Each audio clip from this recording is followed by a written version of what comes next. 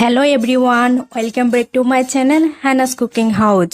নিত্যদিনের খাবার তালিকায় রুটি একটি গুরুত্বপূর্ণ খাবার, আর এই রুটিটা আমরা প্রায় সবাই তৈরি করে নিতে পারি।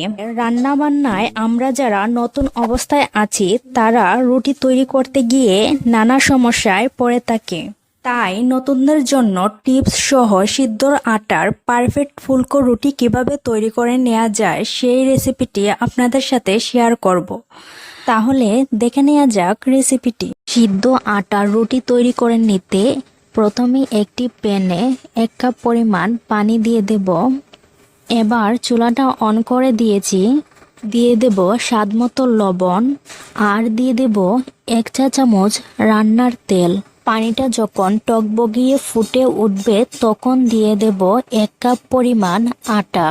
আটাটা দেওয়া হয়ে গেলে চুলাটা অফ করে দেব।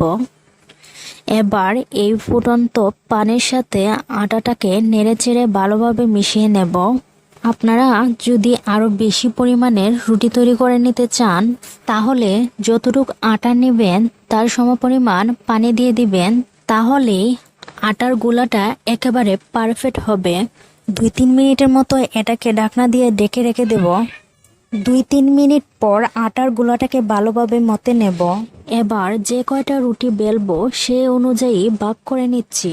একটা ডো নিয়ে তার উপর থেকে আটা ছিটিয়ে দিয়ে রুটি বেলে নেব।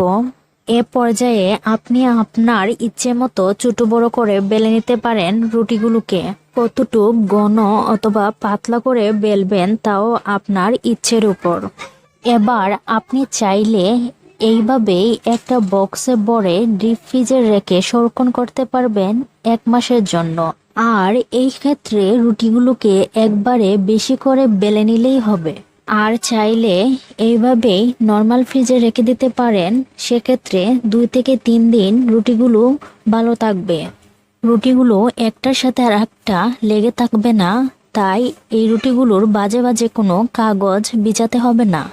চুলায় একটা প্যান বসিয়ে মাঝারি আঁচে গরম করে নিয়েছি। এবার একটা রুটি দিয়ে দেব। এক পাশ চেকে উল্টে দেব। এবার এই পাশ চেকে উল্টে দিলেই দেখুন রুটিটা কিভাবে ফুলে যাচ্ছে।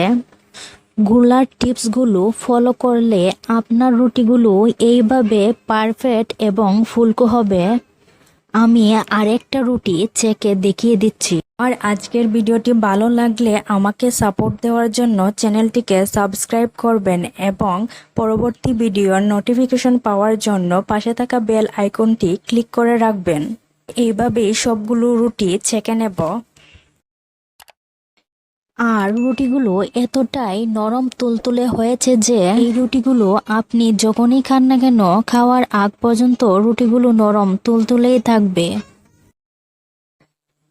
তাহলে অন্য কোনো দিন অন্য কোনো রেসিপি নিয়ে আবার ফিরে আসবো। আজকে এই পর্যন্ত। আল্লাহ হাফেজ।